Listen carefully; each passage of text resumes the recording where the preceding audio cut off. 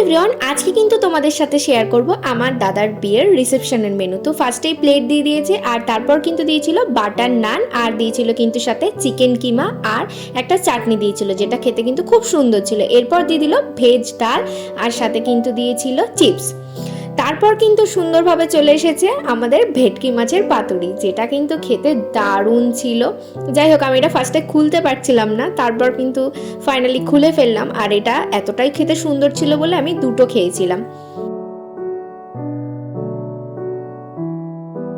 আর তারপরেই কিন্তু চলে এসেছিল সাদা ভাতের সাথে কিন্তু গরম গরম মাটন কষা, আর পিসগুলো আমার পাতে কিন্তু অসাধারণ পড়েছিল, জাস্ট খেতে দারুণ দারুণ। তো যাই হোক, আমি ভাত না খেয়ে শুধু মাটনই খেয়ে গেছিলাম, এই প্রথমবার একটু মাটন খেলাম। তারপর কিন্তু দিয়েছিল চাটনি, আর সাথে দিয়েছিল কিন্তু দুটো মিষ্টি, একটা ক্ষীরের রসগোল্লা, আর একটা কিন্তু দিয়েছিল বরফি। যাই হোক, আমার চ্যানেলটা সাবস্ক্রাইব করো ততক্ষণ যেন। বাই।